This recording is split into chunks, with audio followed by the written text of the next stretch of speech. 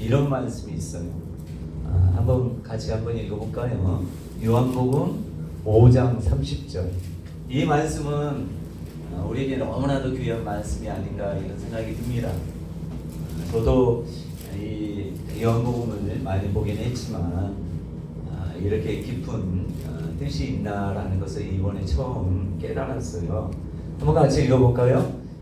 내가 아무것도 스스로 할 수 없노라. 듣는 대로 심판하노니 나는 나의 뜻대로 하려 하지 않고 나를 보내신 이의 뜻대로 하려 함으로 내 심판은 의로우니라. 예수님이 골로새서, 오늘도 이제 신약에 대해서 배울 텐데, 골로새서는 예수님의 그리스도론에 대한 얘기가 골로새서예요. 에베소서는 교회론에 관한 내용인데, 그리스도론에 대해서 얘기할 때 여러분들이 하나님 아버지가 창조자다 이런 얘기를 많이 하잖아요. 근데 골로새서에 보면, 또 요한복음도 마찬가지겠지만, 여러분 골로새서에 보면 예수님의 신성, 그러니까 예수님이 이 땅을 창조하고 이런 얘기가 나와요. 제가 한번 연결해서 한번 보도록 할 텐데, 1장 15절에 보면 그는 보이지 아니하는 하나님의 형상이요 모든 피조물보다 먼저 나신 이시니 만물이 그에게서 창조되되, 그러니까 예수 그리스도를 통해서 창조되되 하늘과 땅에서 보이는 것들과 보이지 않는 것들과 혹은 왕권들이나 주권들이나 통치자들이나 권세들이나 만물이 다 그로 말미암고, 그러니까 예수 그리스도가 창조하셨고 예수 그리스도를 통해서 창조되었고, 또 누구를 위해서 창조되었다고요? 예수 그리스도를 위해 창조되었고, 또한 그가 만물보다 먼저 계시고 만물이 그 안에 함께 섰느니라. 그는 모임인 교회의 머리시라. 그가 근본이시여 죽은 자들 가운데 먼저 나신 이시니 이는 친히 만물의 으뜸이 되려 하시며, 이렇게 말씀한단 말이에요. 그러니까 예수님이 요한복음에 보면은 말씀이 육신이 된다라고 하지만 태초에 말씀이 태초에 하나님과 함께 계셨고, 만물이 그로 말미암아 지은 바 되었을 때 사람들이 영접하지 아니하여 백성들이 영접하지 아니하였으나 영접하는 자 곧 그의 이름을 믿는 자들이 하나님의 자녀가 되는 권세를 주셨다, 이런 말씀이 요한복음에 나온단 말이에요. 그러니까 예수 그리스도께서 모든 세상을 창조하셨는데, 오늘 예수님이 능력도 많고 모든 것들을 할 수 있는데도 불구하고 그의 고백이 뭐라 합니까? 요한복음 5장 31절인가요? 30절이 뭐라고 해요? 내가 아무것도 스스로 할 수 없노라. 예수님이 다른 사람도 아니고 하나님의 아들 창조자이시고 능력도 많으신 분이 스스로 고백하기를 나는 아무것도 스스로, 그러니까 어떤 것도 모든 것이잖아요. 아무것도라는 건 모든 것도 내 스스로 할 수 없노라, 이런 고백한단 말이에요. 근데 목회자들이나 예수 믿는 사람이 나는 할 수 있어, 이런 사람이 얼마나 많아요. 그렇죠? 그리고 많은 사람에게 하나님이 우리한테 할 수 있도록 했기 때문에 우리는 무조건 해야 된다, 이런 생각하는데, 예수님은 내가 아무것도 스스로 할 수 없다라고 하는 그 말씀을 들으면서 제가 나는 예수님이 이렇게 능력이 많으신 분임에도 불구하고 예수님이 할 수 없다고 하면, 아무것도 할 수 없다고 하면 나는 더 하나님 앞에 할 수 없다고 고백해야 되는 게 아닌가. 스스로, 우리 스스로 할 수 있다고 생각하는 것 자체가 문제가 심각한 거라는 말씀이 드는 것이에요. 그 다음에 왜 그러냐 하면, 나는 나의 뜻대로 하지 않고 아버지의 뜻대로. 그건 뭐냐면, 내가 할 수 있고 뭐 하지만 항상 하나님의 뜻에 나의 생각이나 모든 게 맞춰진다는 얘기예요. 그러니까 예수님이 겟세마네 동산에서 뭐라 합니까? 나의 온대로 나의 뜻대로 하지 마옵시고 아버지의 뜻대로 하게 해달라고. 이 말씀이 뭐예요? 예수님도 자기의 뜻이 있고 자기 마음대로 할 수 있는데도 불구하고 오늘 본문 말씀에 아무것도 스스로 할 수 없다라고 하는 것이 내 뜻을 하나님 앞에 관철시키는 게 아니라 하나님의 뜻에 자기를 철저히 복종하기 때문에. 그래서 우리가 기도할 때도 어떤 기도를 많이 합니까? 내가 어떤 계획이 있어요. 그러면 하나님 앞에 기도할 때 어떻게 해요? 내 계획을 하나님 앞에 말씀드려서 하나님 나 이런 계획이 있어요. 이루어 주세요. 이끌어 주세요. 막 이렇게 기도한단 말이에요. 이것은 다른 기도가 아니란 말이에요. 어떻게 기도해야 돼요? 하나님 나는 이런 뜻이 있는데 하나님 아버지의 뜻이 이것이라면 상관없지만 아버지의 뜻이 이것이 아니라면 내가 내 뜻을 저버리게 해달라. 내 뜻을 관철하는 게 기도가 아니라 아버지의 뜻이 나를 통해서 이루어지도록 하는 게 하나님이 원하시는 것이다. 그러니까 예수님도 자신의 뜻이 있지만 아무것도 스스로 할 수 없는 이유가 아버지의 뜻이 항상 우선시되기 때문에 아버지의 뜻의 모든 것을 자기가 맞추었기 때문에 아무것도 할 수 없다고 얘기하는 거예요. 능력도 많고 모든 걸 할 수 있음에도 불구하고 본인이 나는 아무것도 스스로 할 수 없다. 그래서 내게 능력 주시는 데 안에서 내가 모든 것을 할 수 있느니라. 그러니까 누구 안에서? 예수 안에서, 하나님 안에서 할 수 있지. 하나님 능력 주시는 자 위에는 우리가 할 수 있는 것이 아무것도 없다라고 고백하는 것이 믿음이 없는 게 아니라 그것이 진정한 믿음이다, 이런 생각을 하게 되었습니다. 그래서 저와 여러분들이 이 땅을 살아가는 동안 하나님의 뜻에 우리를 맞추는, 기도도 마찬가지예요. 기도나 모든 것을 할 때. 근데 우리는 이런 고백을 많이 하자. 내가 그리스도와 함께 십자가에 못 박혔나니 그런즉 이제는 내가 사는 것이 아니요 오직 내 안에 그리스도께서 사는 것이라. 이제 내가 육체 가운데 사는 것은 나를 사랑하사 나를 위하여 자기 자신을 버리신 그분을 위해서 사는 것이라, 이렇게 말씀한단 말이에요. 아유, 반갑습니다. 그러니까 저와 여러분들이 할 수 있다 이렇게 생각하면 문제가 있어요. 예수님도 어떻게 보면 30세 이전에도 할 수 있는 게 많았어요. 그런데도 불구하고 요셉 그 아버지가 일찍 죽었다는 얘기 들었는데 그때 하나님의 뜻이 아니기 때문에, 지금의 때가 아니기 때문에 아버지가 죽는 순간에도 그냥 아버지의 뜻에 맡겼기 때문에 요셉 아버지가 빨리 죽은 거 아니겠어요? 근데도 그것을 하나님께 원망하지 않고, 그래서 예수님을 사람들이 막 힘들게 하고 했을 때 주변의 제자들이 가만히 있습니까? 어떻게 좀 해 보세요라고 하는데 내 때는 아직 아니다. 그렇게 어렵고 힘들고 여러 가지 핍박을 당해도 내가 지금 때가 아니기 때문에 그 모든 수모를 다 당한 것입니다. 그래서 저와 여러분들이 말씀을 볼 때 내가 할 수 있는 것은, 스스로 할 수 있는 건 없다. 하나님께서 내게 어떤 뜻을 주실 때 그것을 목숨 걸고 하는 게 중요한데, 그래서 저와 여러분들이 5장, 요한복음 5장 30절 말씀을 많이 기억하시면 좋겠다, 이 생각이 들어서 함께 나눴습니다. 오늘이 이제 마지막 시간인데 어디까지 한지 기억나십니까? 로마서 한 차례예요. 자, 로마서 조금 오늘 하는 것은 좀 지루할 수 있어요.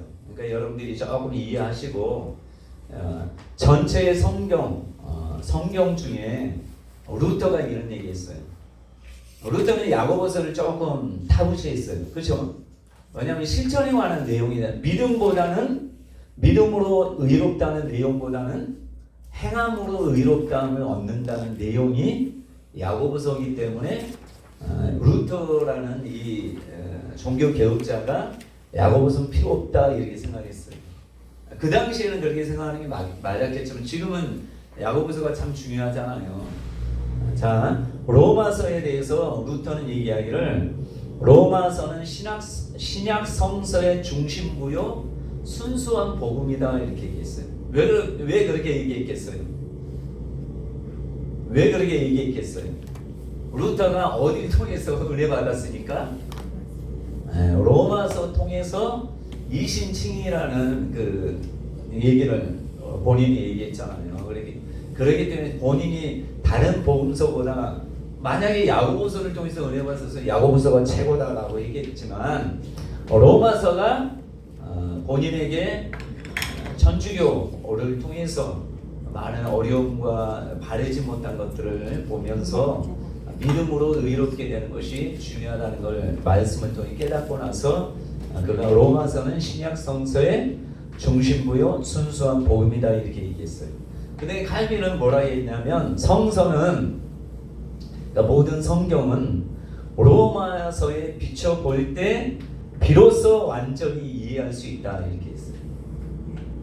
그러니까 모든 이 구약과 신약을 다 보면 이것을 진정으로 이해하려면 로마서를 보면 로마서를 계속해서 보다 보면 다른 성경이 다 이해된다 이렇게 얘기했단 말이에요.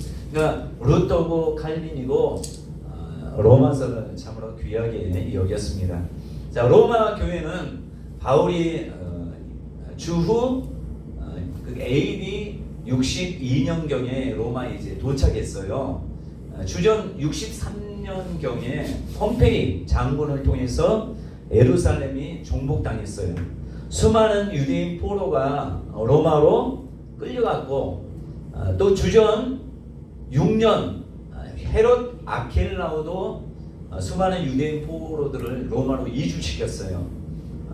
그때 거주한 유대인의 수는 8,000명에 달했대요. 그 중에 이제 오순절 때 예루살렘으로 순례한 신자들이 많이 있었죠. 그래서 성경에 보면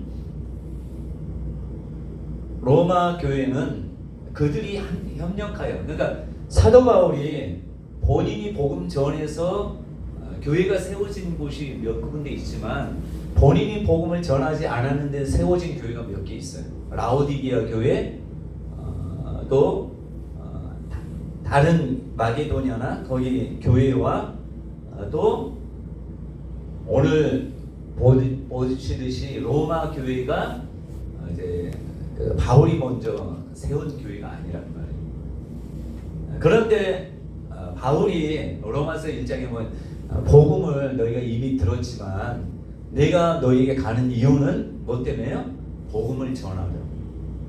이 복음은 모든 믿는 자에게 구원을 주시는 하나님의 능력이라는 말씀하면서 그들이 이미 복음을 들었지만 그래도 내가 가는 이유는 복음에는 하나님의 능력이 있기 때문에 그렇게 간다 이렇게 말씀합니다. 자, 본서의 중심 주제는 그리스도의 구원론, 구원에 관해서. 그러니까 로마서와 약간 비슷한 서신이 뭔지 아십니까? 갈라디아서. 갈라디아서나 로마서는 율법으로 의롭게 되는 게 아니라 뭘로 의롭게 된다고요? 오직 믿음으로 의롭게 된다라고 하면서 누구를 예를 많이 들죠? 아브라함이 하나님을 믿었을 때 하나님이 그를 의롭다고 인정했다. 이걸 가지고 계속 얘기를 하는 것을 우리가 볼 수 있는데, 그래서 로마 전도하기 전에 미리 준비 작업으로 고린도의 가이오 집에서 3개월간의 그 기숙을 하면서 이곳에서 이제 본인이 하나님의 뜻 가운데 너는 로마에 가야 되리라 이런 말씀을 듣고 나서 로마 전도의 준비 작업으로 로마서를 써서 가기 전에 먼저 보냈다는 것이에요. 그래서 본서의 목적은 뭐냐면 여러분 잘 보듯이 사도행전이나 마태, 마가, 누가, 요한복음은 조금 예수님의 행적에 관한 내용이 많잖아요. 또 사도행전도 마찬가지로 제자들의 행적이잖아요. 근데 로마서는 어떤 행적이 나오진 않아요. 바울의 행적도 안 나오고 제자들의 행적이 나오는 게 아니라 좀 교리적인 내용이에요. 그렇죠? 아니, 교리적인 목적으로 이 로마서를 썼다는 것이에요. 그래서 바울이 이방인 교인들에게 그리스도의 교리를 가르치는 책이라는 것이에요. 특히 믿음으로 구원받는 도리, 구원론에 집중했다는 것이에요. 자, 둘째, 논쟁적인 목적을 가지고 있어요. 그러니까 바울파와 유대교 중에 율법을 중요시하는 사람과의 논쟁이라고 생각하시면 되겠어요. 그러니까 바울파와 반바울파, 그러니까 율법주의와 복음주의의 이 논쟁이라고 생각하시면 되겠어요. 그 다음에 조화적인 목적론. 왜냐하면 로마 교회는 이방인 교회이기 때문에, 유대 교회가 아니라 이방인 교회이기 때문에 이들에게 유대인과 이방인 사이의 조화를 일으키려고 하는 서신이란 말이에요. 자, 저작 연대는 몇 년이라고 써 있죠? 56년에서 59년. 특징은 뭐라고? 한번 누가 읽어보셔요. 구원론의 주제로운 믿음으로 의복을 전된다는 바울의 말한 나의 복음의 설에 집중하고 있다.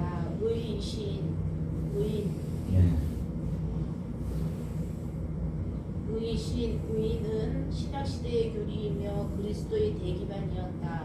과거 교회를 갱신시킨 거대한 신학자들이 거의 예외 없이 본세에 기초하여 입증했다. 예.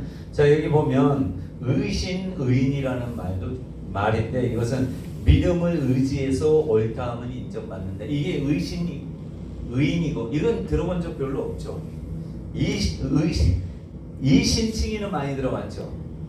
믿음으로써 의롭다함을 칭함을 받는다. 이 신칭의는 많이 들었잖아요. 근데 누구예요? 주석 이상근 박사가 쓴 책을 제가 참조를 했는데, 이분은 의인, 그러니까 믿음을 의지할 때 옳다함을 인정받는다. 이게 의인이고, 이 신칭의는 믿음으로써 의롭다함을 인정받는다. 이게 이제 우리가 많이 듣는 이 신칭이란 말이에요. 자, 이것은 신약 시대의 교리고 또 그리스도 교회의 대기반이에요. 율법, 구약에는 거의 보면 율법을 통해서 옳다함을 인정받는 내용이란 말이에요. 행함을 엄청나게 강조해요. 근데 행함으로, 에베소서에도 그런 말씀이 있잖아요. 행함으로 의롭다함을 얻을 수 없다고. 행함을 자랑하지 마라, 이렇게 말씀한단 말이에요. 그리고 많은 과거 교회를 갱신시킨 수많은 신학자들이 거의 예외 없이 본서에, 그러니까 로마서의 기초에서 입증했어요.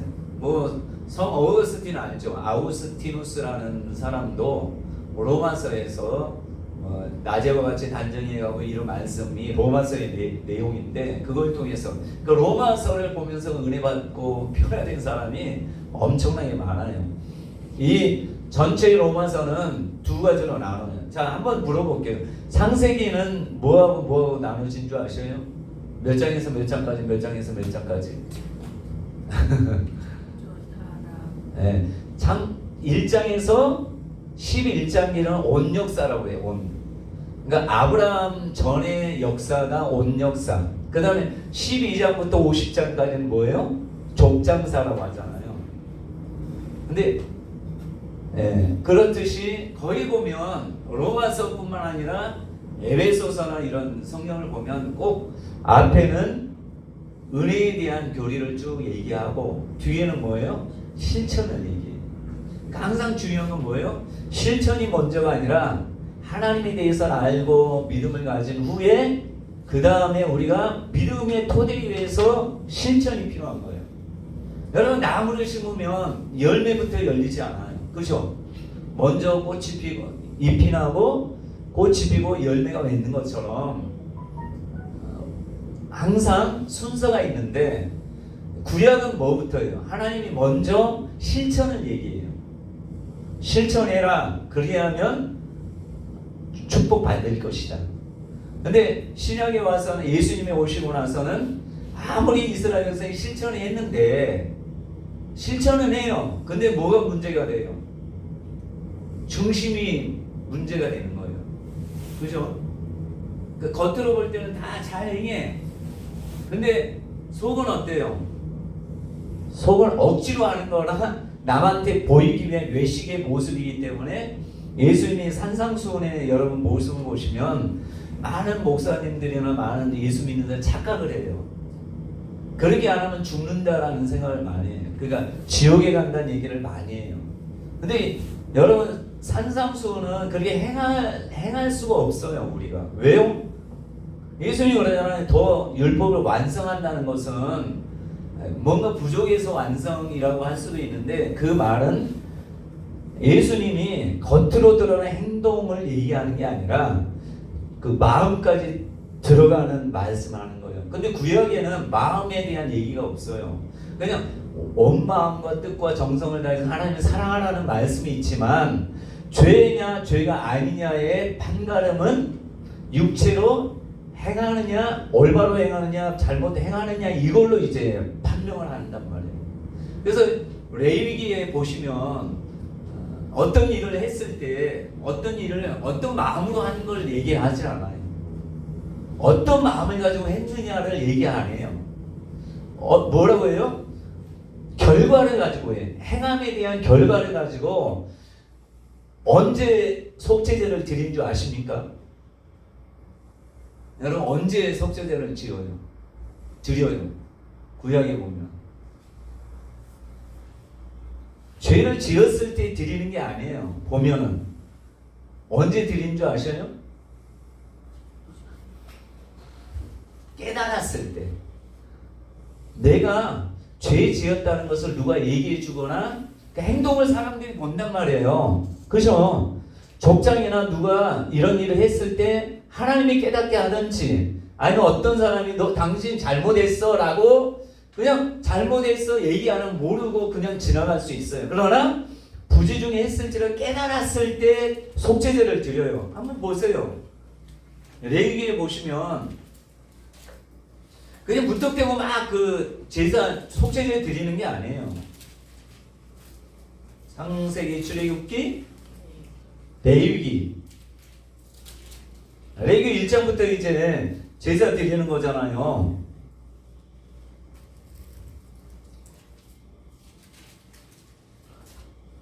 사장부터 이제 속죄제를 드리는 규례가 나와요.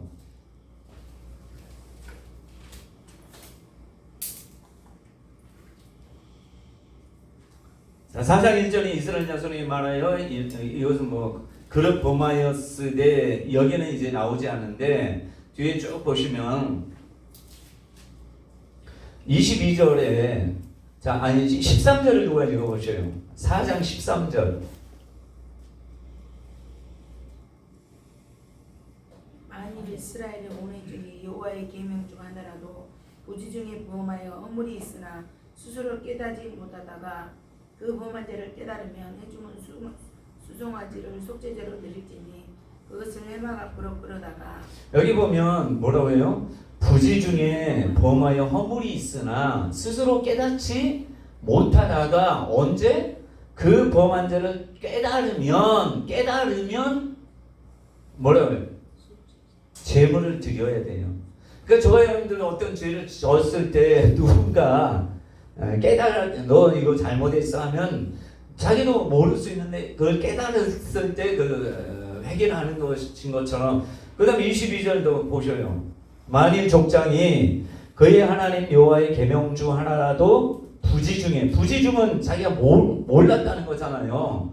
부지 중에 범하여 허물이 있었는데 죄가 있어요. 그러나 그가 범한 죄를 뭐라고 해요? 여기에는 한번 읽어보세요. 23절에 그가 범한 죄를 누가 그에게 깨우쳐주면 자 뭐가 있어요? 누군가는 깨우쳐 줘야 돼요. 스스로 깨닫지 못하면 회개하지를 못해. 그 속죄제를 드릴 수가 없잖아요. 그러니까 누군가 깨닫게 해주면 어떻게 해요? 속죄제 드려라 이런 내용이란 말이에요. 근데 누군가 깨닫는 누군가 안다는 건 뭐예요? 겉으로 드러나는 행동이란 얘기죠. 마음으로 갖지면 다른 사람이 깨달을 수 있어요. 영적 영안의 눈이 열리면 모르겠지만 그 마음속을 본다면 모르겠지만 누군가라는 것은 어떤 누군가 봤을 때 아유 오시느라 수고하셨습니다. 그러니까 구약의 제사는 뭐요? 속죄 제사는 육체로 범한 죄, 그러니까 겉으로 드러나는 죄란 말이에요. 거기에 대해서 한 번 더 조금만 더 보도록 하겠습니다. 히브리서 한번 찾아보셔요. 히브리서는 어떤 내용이죠? 제사에 관한 내용이, 그러니까 예수님의 대제사장에 관한 내용이잖아요. 9장에 한번 보셔요. 9장에 보면 성소가 있고 지성소의 내용이 나오잖아요.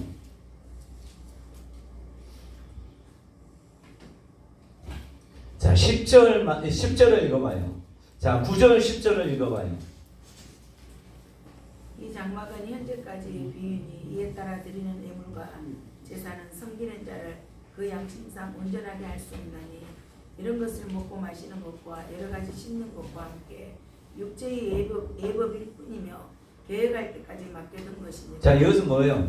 양심이라는 건 마음하고 관련돼요. 그렇죠? 네. 양심상 온전하게 할 수 없다는 건 마음의 죄까지 해결할 수 없는 거예요.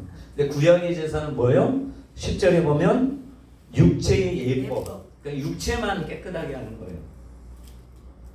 여러분, 구약의 제사는 온전한 제사가 아니에요. 만약에 죄를 씻어줬을 수 있다면, 마음의 죄까지 씻어줄 수 있다면 예수님 오실 필요 없어요. 근데 구약의 백성들은 구원받을 수 없는 거지.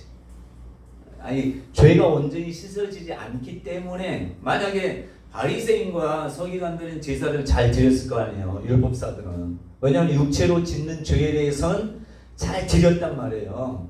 근데 예수님 뭐라 합니까? 그들의 겉은 양심상 온전히, 그러니까 마음의 죄가 해결되지 않기 때문에 예수님이 뭐라고 하죠? 회칠한 무덤이다, 이런 얘기를 하는 거예요. 왜요? 마음에는 해결이 안 된 상태로 계속 제사는 드리니까 육체만 깨끗하게 돼요. 육체만.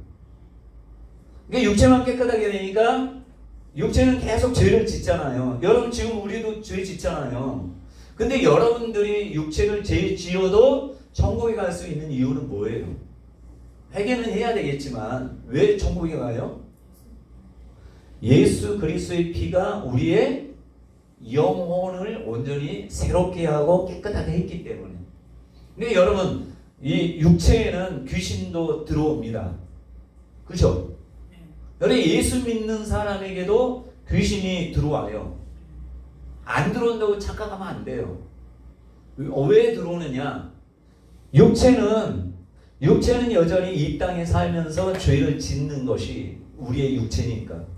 그러니까 죄를 짓는 곳에는 당연히 뭐가 와요? 틈이 되기 때문에 마귀에게 틈을 주지 말라는 게 어디에 대한 마음독이겠지만 육체로 행한 죄에 대해서 어떤 틈을 주지 말라는 거 아니겠어요? 왜요? 틈을 주면 마귀가 열려진 상태로 부하들이 귀신들을 보낸단 말이에요, 우리에게. 그러니까 육체에는 귀신이 임할 수 있다는 것을 알아야 돼요. 근데 우리의 마음도 두 군데가 있어요.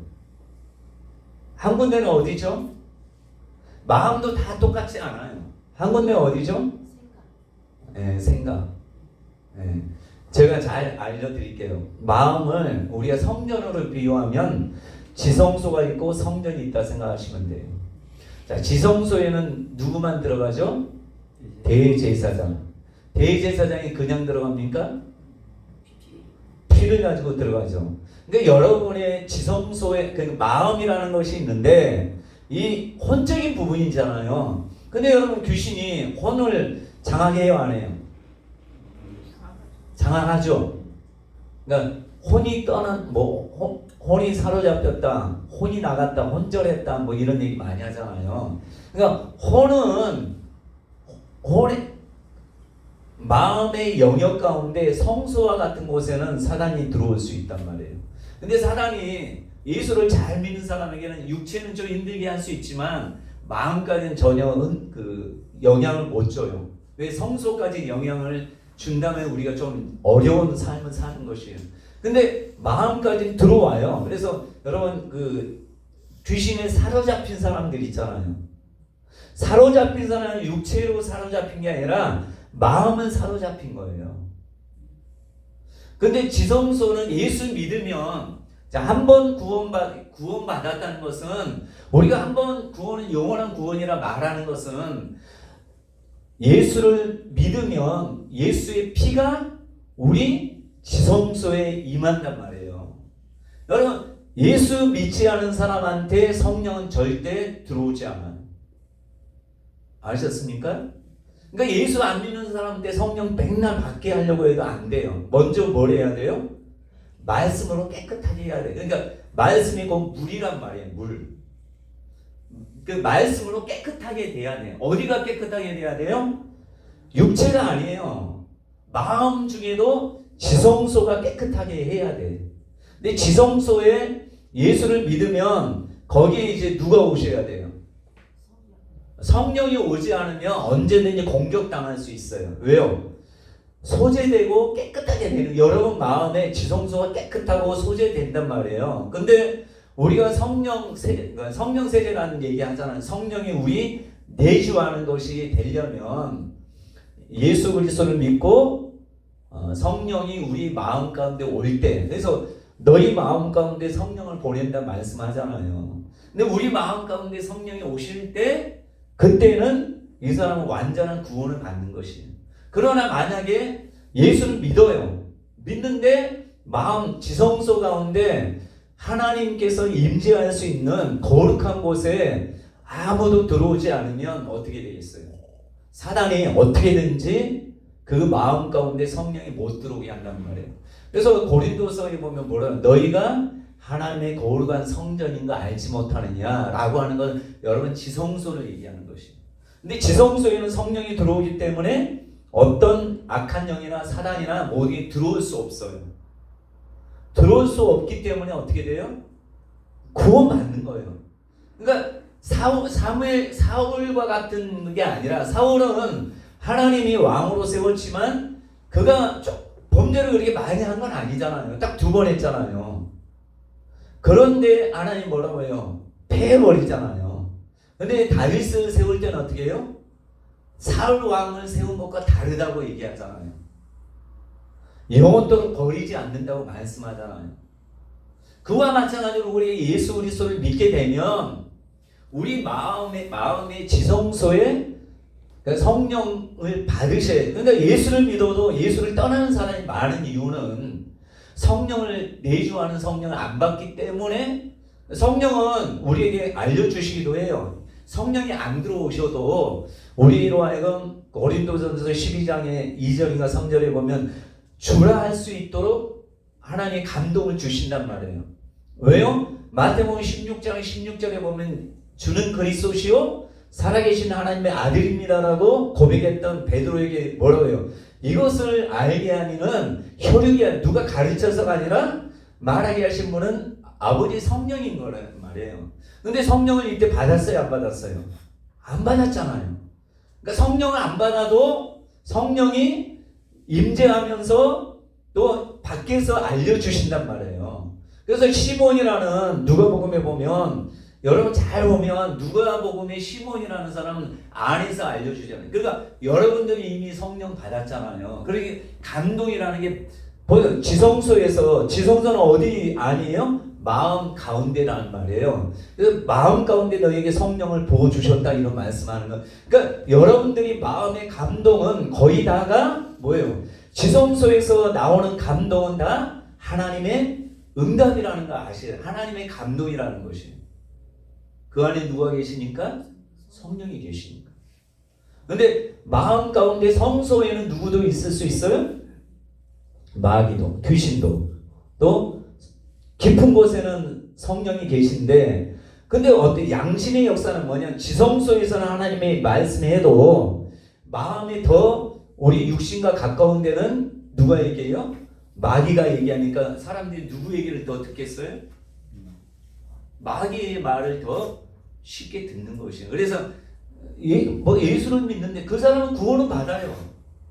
뭐가 있으니까? 성령이 계시니까. 이미 거듭난 사람이란 말이에요. 그 육체가 거듭난 게 아니라 영이 마음 깊은 곳에 지성소가 거듭났기 때문에 구원을 받아요. 그러나 마음에 어떤 귀신의 역사가 있음으로 해서 범죄를 계속 하게 되면 구원은 받는데 뭐가 어떤 구원이 되겠어요? 하나님의 뜻대로 하지 못하는 사람이기 때문에 벌거벗은 구원밖에 안 되는 것이에요. 그렇죠? 그래서 거룩한 성령이 거하시는 이 지성소에는 어느 누구도 들어올 수 없어요. 그러니까 어느 누구도 들어올 수 없게, 만약에 귀신이 거기까지 들어온다, 그것은 성령이 없는 사람이에요. 안 그렇습니까? 근데 성령이 들어와 계시는데 영원토록 성령이 거룩한 하나님의 영인데, 그 거룩한, 우리가 지성소가 거룩해서 거룩한 게 아니라 성령이 거룩한 곳에만 임하기 때문에 먼저 우리로 하여금 에스겔 말씀처럼 36장의 말씀처럼 먼저 마음을 깨끗하게 한단 말이에요. 그 마음이라는 것은 어디? 지성소를 얘기하는 거예요. 마음 깊은 곳을 깨끗하게 한 후에, 깨끗한 예수 그리스도를 믿으면 이게 깨끗하게 돼요. 깨끗한 곳에 성령을 보내지 더러운 곳에 성령을 보낼 수 없잖아요. 있을 수 없어요.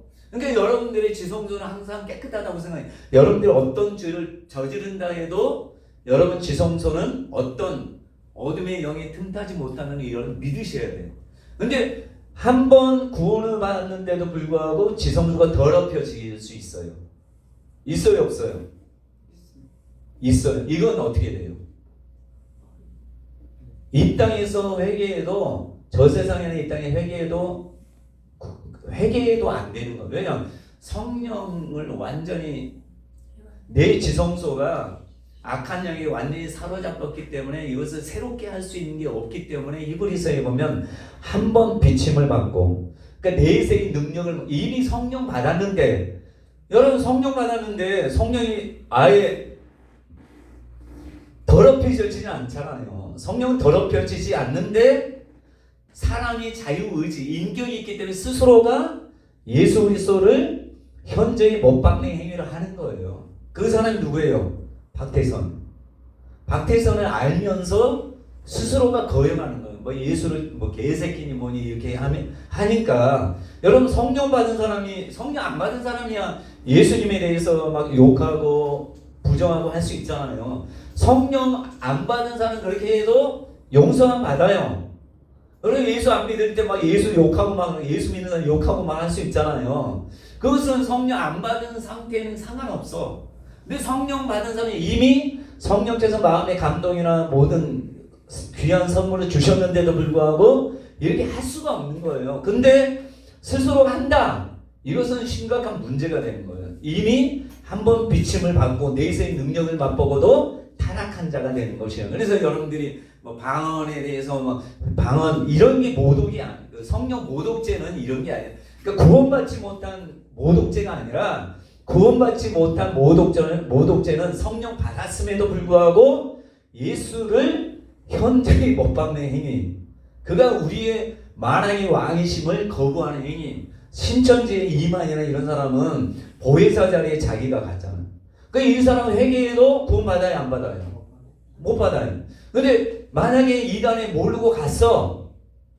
이 진짜 같대. 신천지 갔더니 그런 사람은 구원 받아요, 안 받아요? 받을 수 있는 거예요. 그러니까 이단에 빠진 사람들이 지금 많이 나왔어요. 근데 그 사람들이 이단에 한번 갔다 와서 구원 못 받는다고 하면 우리가 그들과 함께 할 필요가 없는 거예요. 안 그렇습니까?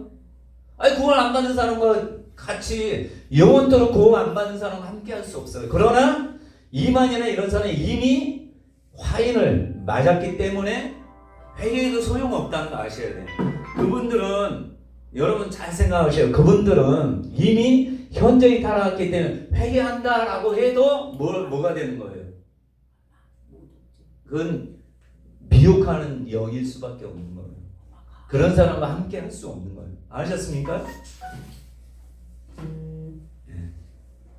그래서 저희 여러분들이 지성소는, 우리 예수 믿는 사람은 지성소는 더럽혀질 수 없다. 이 믿음을 가지셔야 돼요. 나는 무슨 일이 있어도 천국 간다. 왜요? 왜 여러분들이 천국 가요? 여러분들이 잘해서 천국 가는 게 아니라, 여러분 지성소에 성령이 계시기 때문에 천국 가는 거예요. 네. 그러니까 다른 것으로 뭐 내가 죄 지어서 천국 못 가겠다 이런 염려할 필요가 없어요. 그러니까 많은 사람은 겉으로 육체로 행한 여러분들이 어떤 생각하고 나 오늘 이런 그러니까 마태복음 산상수훈 이렇게 생각하니까 사람들이 우리나라 많은 목사님들이 그런 얘기 하잖아요. 뭐라고 해요? 마태복음 산상수훈 봐라. 너 구원 받을 수 있겠어? 너 지금 신앙생활 이런데 구원 받을 수 있겠어? 이것은 겉모습만 보는 거예요. 육체의 모습만 보는 거예요. 얼마 전에 김성동 목사님이 그런 간증했잖아요. 저번에 갔을 때 예수를 믿는 어떤 사람이 자기 형제인가 친척이 있었대잖아요. 같이 차 타고 가는데 엄청나게 못됐대. 예수 믿는 저 사람이 어떻게 예수 믿으면서 저럴 수 있냐라고 하면서 예수 믿으면 왜 뭐 못된 짓을 일삼냐라고 했더니 그러니까 많은 사람이 예수 믿는 사람은 상처받잖아요. 예수 믿는 왜 저래? 예수 믿는 사람들이 예수님은 저렇게 안 했는데 왜 저렇게 해? 라고 했대요. 그러니까 나는 예수 안 믿어 이런 생각을 가졌겠죠. 근데 가는데 갑자기 천둥처럼 하나님이 뭐라? 그렇죠. 내가 그를 사랑한다. 행함을 보고 생각하는 게 아니라 중심은 어디를 보겠어요? 하나님이. 마음속 지성소에 누가 있는 거 보고 예수 그리스도가 자전에 계신 것을 보는 거예요. 예수 피가 있는 거. 그러니까 하나님은 겉을 보는 게 아니라 중심을 보니까 하나님의 자녀니까 개차반으로 살아도 사랑하는 거예요. 왜요? 자녀니까. 그런 아들이 못된 짓 해도 뭐 오적에서 밥을 해야지 해도 사랑하죠. 내 아들이고 내 자식이니까. 하나님도 그래요. 그런 사람을 볼 때 못된 짓 하면 하나님은 이 자식 지옥 보내야지 이게 아니라 가슴 아파하는 거예요. 그게 아버지의 마음이란 말이에요. 돌아온 당자가 나갔을 때 이게 잘 됐다. 배은망대한 거 내가 살아있을 때 유산 달라고 해? 당장 오지마. 나가서 너는 인연 끊어. 이게 아니잖아요. 올 때까지 계속 기다리잖아요. 그게 아버지의 마음이잖아요. 왜요? 누구니까? 자식이니까. 단지 뭐 없어요. 그냥 아들이니까 그런 거예요.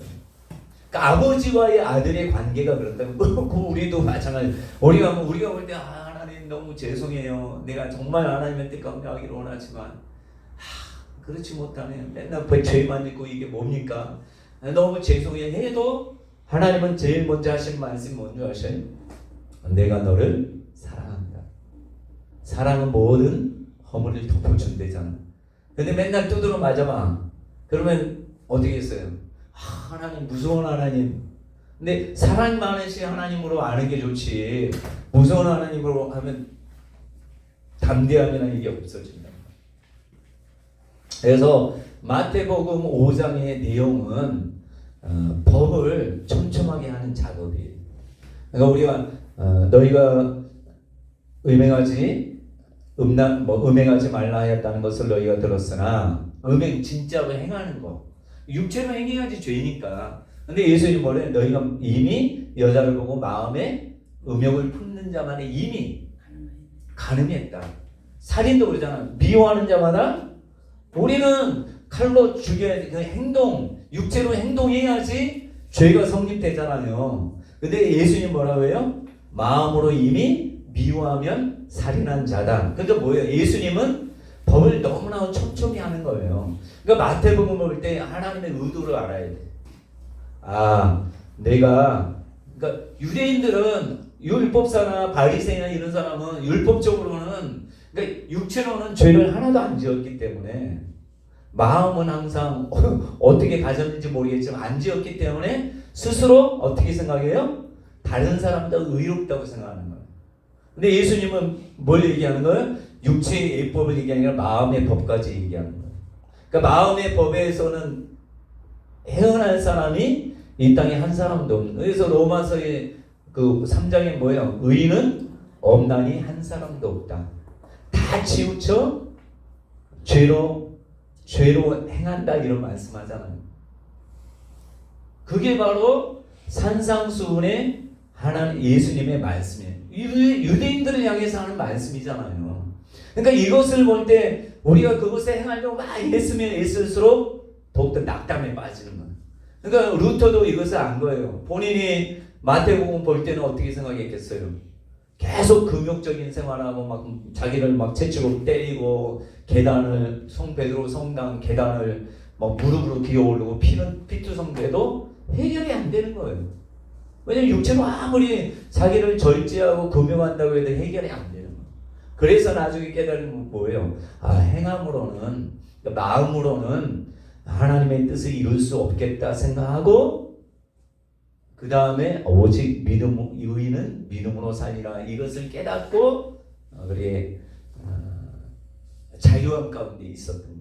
그러니까 여러분들이 산상수훈 볼 때는 먼저 행함이 중요한 게 아니라 아까 얘기했잖아요. 예수님이 아무것도 스스로 할 수 없다고. 우리 스스로 이룰 수 있는 게 아무것도 없어요. 그러나 내게 능력 주시는 자 안에서 그러니까 여러분들이 하나님의 뜻을 행할 때도 내가 이렇게 하면 하나님 기뻐하시겠지 이렇게 생각하면 안 되고 가만히 있으면서 기도하면서 하나님의 어떤 마음에 감동되는 거 그때 순종하면 돼요.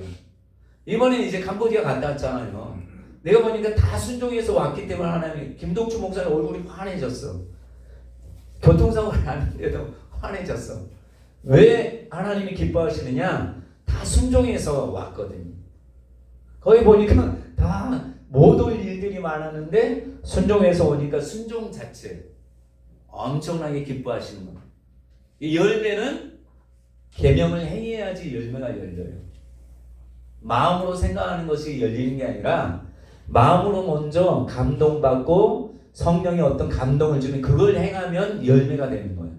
근데 내가 말씀을 이렇게 행해야지라고 하는 것은 열매가 아닐 경우가 많아요. 왜냐하면 이것은 그냥 로고스의 말씀이지만 이게 나한테 안 맞는 말씀일 수 있어요. 지금 수준에 안 맞는 말씀일 수 있어요. 그러니까 하나님은 진리 가운데 자유함이 있다는 것은 여러분들이 많은 거 행하지 않아도 돼요. 하나님이 그 수준에 맞게 한마디 한마디 해주시는 그것만 순종 잘하면 돼요. 얼마나 편해요. 여러분 성경 많이 한다고 해서 이거 다 지켜 행하려고 하면 여러분 머리 다 뽑혀요. 그러나 우리가 기도하면서 하나님 어떤 감동 주잖아요. 항상 주는 거 아니잖아요. 뭔가 헌금해야 되나 할 때 감동 안 주면 안 해도 돼. 근데 매주 일하는 거야. 뭐 주정예물이나 뭐 11조나 이건 정해진 거니까. 근데 뭐 어떻게 건축원금이나 이것은 목돈이 들 수도 있고 적은 돈이 들 수 있지만 근데 나는 하고 싶은 마음이 없어. 근데 갑자기 마음에서 그러니까 심령 깊은 곳에서 지성소에서 계속 말씀이 나오는 거야. 감동으로. 기로 얘기하지 않고 감동으로 오는 거예요. 안 하면 막 미칠 것 같아. 근데 하고자 하는 마음이 계속 생겨. 그러면 하면은 어떻게 해요? 우리가 열매가 맺히는 거예요.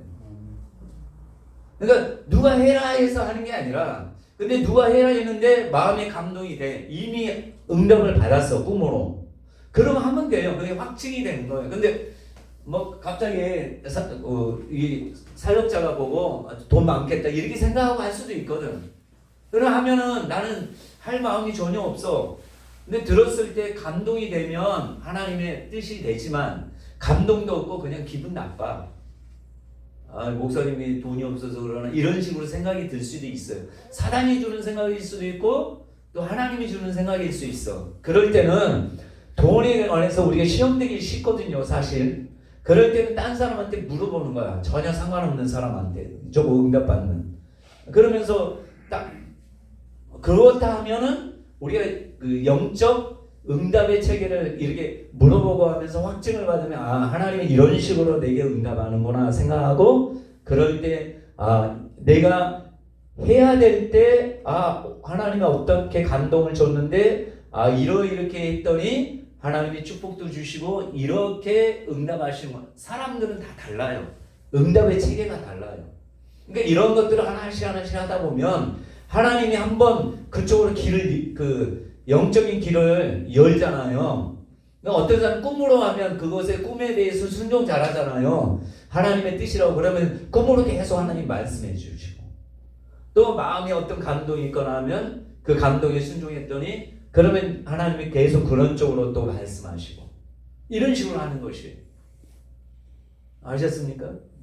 그러니까 로마서는 그러니까 구약의 말씀은 항상 뭐 어떻게 해라 해서 하는 것이고 구약 신약에는 뭐예요? 1장에서 로마서 1장에서 11장까지는 하나님의 은혜에 대한 얘기를 쭉 하는 거예요.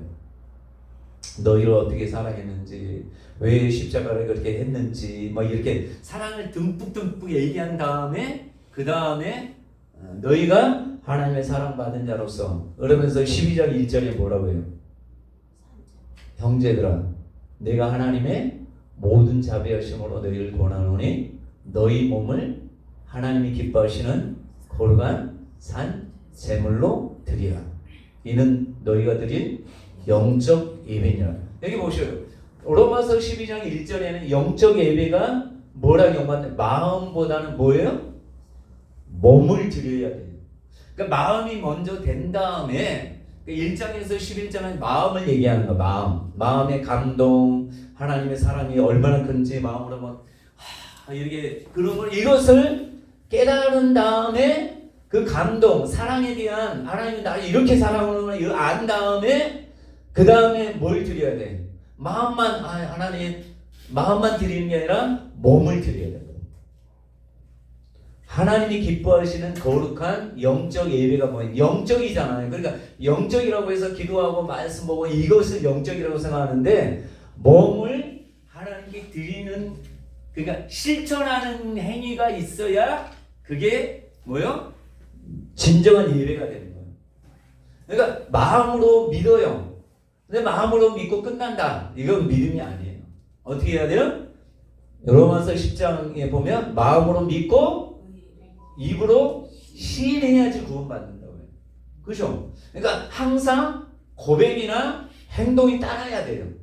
그래야지 열매가 맺는 거예요. 근데 구약에는 먼저 행하면 이런 복을 받겠다 이런 생각을 한단 말이에요. 근데 신약에는 뭐예요? 예수님의 엄청난 사랑을 받았기 때문에 그 사랑에 감격해서 자원하는 마음으로 이렇게 하는 거예요. 억지로 하는 게 아니에요. 여러분이 11조나 모든 헌금을 억지로 하면 하나님 안 받으셔요. 그래서 사도 바울이 뭐라요? 자원하는 예물을 하나님 기뻐 받으신다 하잖아요. 그러니까 그 정도로 하시면 될 것 같고 그 다음에 13장 13페이지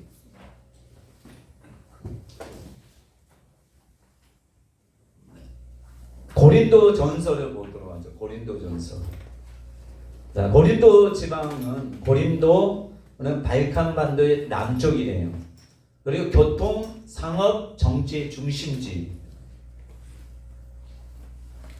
문미우스라는 장군에 의해서 13쪽이에요. 주전 146년, 그러니까 예수님이 오시기 146년 전에 파괴되어 약 100년간 폐허로 방치되었대요.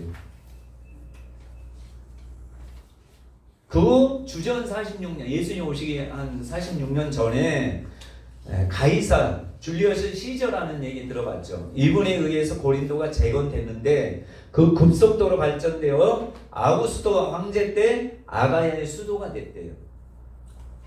바울 당시 인구가 60만 정도였대요. 60만이면 구미시 인구보다 크잖아요. 엄청나게 큰 거예요. 근데 거기에서 대부분의 사람들이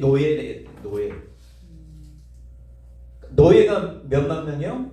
40만 명이고 자유인이 20만 명. 20만 명이 엄청나게 부귀영화를 누렸다는 얘기겠죠. 왜냐하면 한 가정에 2명 정도, 그러니까 한 사람당 2명 정도를 거느릴 수 있을 정도의, 그러니까 한 가정에 몇 명이에요? 한 4명이라면 8명의 노예를 거느는, 그거 엄청나게 부한 도시라는 얘기겠죠. 그죠? 그들의 다수는 헬라인이었고 각국에서 유입된 국민이 많았으며 유대인도 많아 회당도 있었다 얘기합니다. 그리고 고린도의 정신계는 그렇게 타락하고 암담했다. 왜 그러겠어요? 너무 잘 먹고 잘 사니까 또 노예들이 그렇게 많으니까 엄청나게 부귀영화를 누렸다는 얘기잖아요.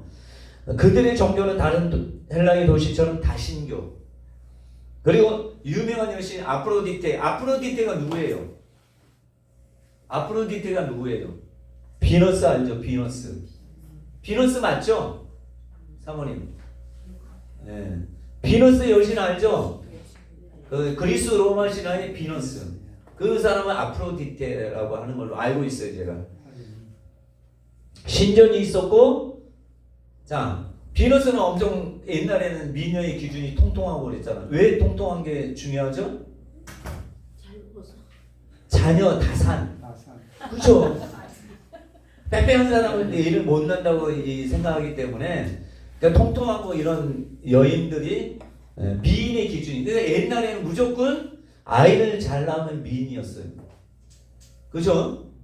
그러니까 이 아프로디테의 신전이 있었다는 것은 남자들로 하여금 그런 성적인 쾌감이나 이것들을 하게 하기 위해서 창녀 여성이 몇천 명에 1천 명에 달했다잖아요. 1천 명.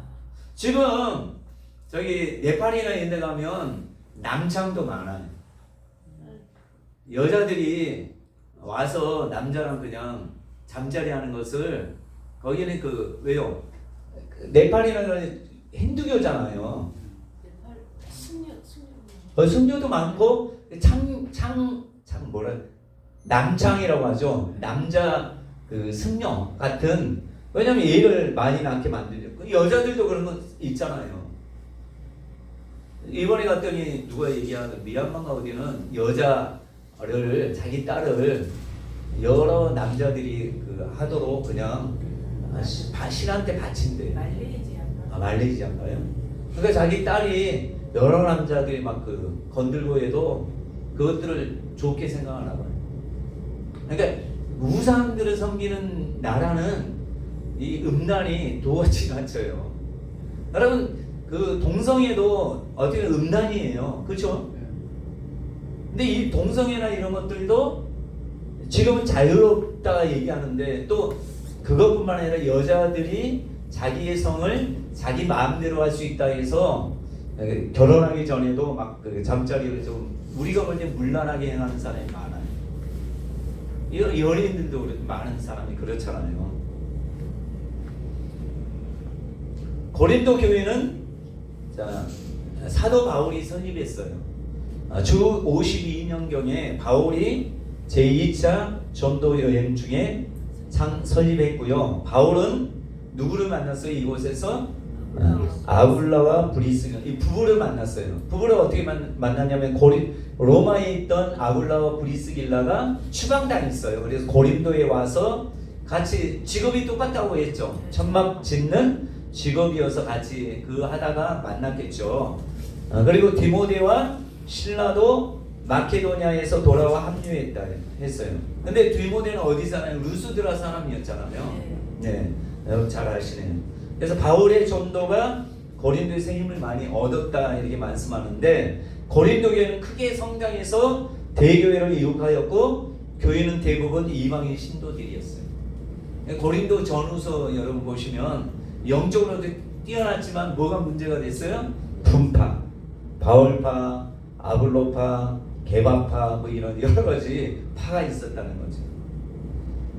자, 저작 동기는 첫째는 근로의 집 사람이 가지고 온 소식. 이게 뭐예요? 당파에 관한 거예요. 뭐 제가 좀 전에 말씀한 아볼로파니, 누구파니. 그다음에 둘째는 교회로부터 여러 가지 당면한 문제들에 대한 질문이 있었는데 거기에 대해서 스데바나와 부르나도와 아가이고가 가지고 온 것이에요. 그 질문들에 대하여 바울은 뭐뭐에 대하여는 결혼에 대하여는 뭐 이런 여러 가지 뭐 여자가 머리에 쓰는 것에 관하여는 이런 식으로 뭐 성장에 관하여는 뭐 이렇게 질문에 대해서 설명해 주는 내용이 많아요. 그래서 한번 내용은 한번 보셔요. 1장에서 10절에서 4장까지는 당파 문제. 무슨 파. 그 다음에 5장에는 너희 왜 가만히 있느냐 하면서 그 내용 있잖아요. 불륜 문제. 그다음에 소송 사건에 관한 문제, 또 혼인 문제, 독신자, 이혼, 처녀의 결혼, 과부의 결혼. 근데 궁극적으로는 사도 바울은 나와 같이 혼자 지내는 것이 좋다 이렇게 말씀하고 정욕으로 인하여는 같이 사는 게 좋다 뭐 이런 여러 가지 얘기. 그다음에 우상의 재물, 뭐 시장에서 파는 것은 묻지 말고 먹어라. 근데 누군가가 우상에게 드려진 것이다 하면 그때는 먹지 마라. 왜요? 양심을 얘기한단 말이에요. 양심에 관해서. 내 양심은 내 양심이 아니라 누구 양심? 연약한 사람들의 양심이 내 양심이다. 이런 얘기가 있어요. 그렇죠? 그 다음에 부인들의 수거 문제. 머리에 쓸 것인가 말 것인가. 결론은 뭐예요? 써도 좋고 안 써도 좋고.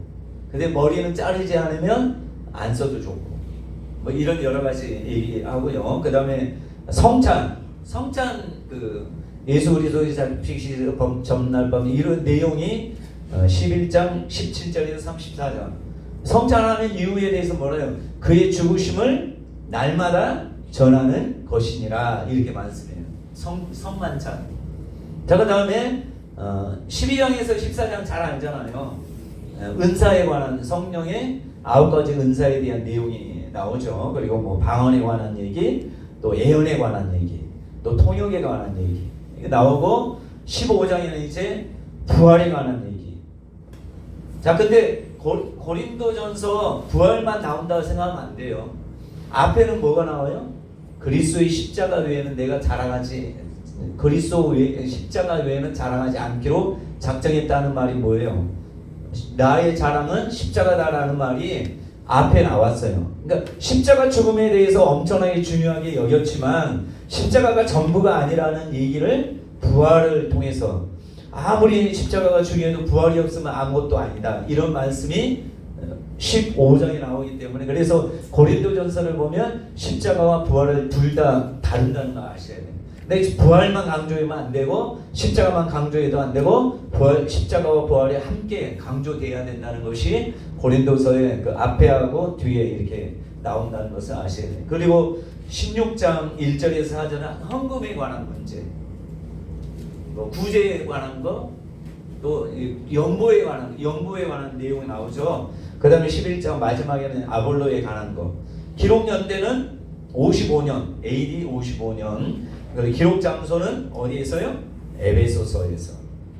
로마서는 어디에서 했다고 했어요? 고린도에서 가이오 집에서 있으면서 지은 것이 로마서고, 고린도전서는 어디에서 지었다고요? 썼다고요? 에베소. 자, 본서는 실제적인 사건들을 많이 다뤄요. 그렇죠? 로마서는 약간 고의적인 거예요. 왜냐하면 그들이 어떻게 살고 있는지 몰랐기 때문에. 그래서 철저히 복음적인 교리적인 내용이 1장에서 11장까지. 그 다음에 교리에 대한 어떻게 행해야 될 것인지에 대해서 나오죠. 자, 본서는 실제적인 사건인데 사건에 대한 얘기잖아요. 고린도전서는. 그래서 고린도 교회의 문제를 구체적으로 다루고 지도한 실제적인 서신이라고요. 그 다음 두 번째, 실제적 지도는 영원한 진리에 입각하고 있다.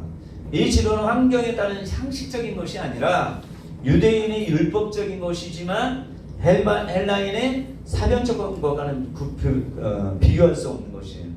그다음에 초대교회의 사정이 어떤지 실제적으로 로마서는 그 보내는 서신 가보지 않고 보내기 때문에 어떤 문제가 있는지 모르기 때문에 초대교회에 대한 것을 잘 알 수는 없어요. 그러나 고린도 교회는 자기가 세웠기 때문에 그곳에 가서 교회를 세웠기 때문에 어떤 교회고 또 사람들을 통해서 소식을 들었기 때문에 거기에 대한 문제 해결에 대한 얘기를 하기 때문에 고린도 교회, 그러니까 초대교회가 어떤 문제를 가지고 있는지에 대해서 초대교회 사장을 가르쳐주는 소중한 자료입니다.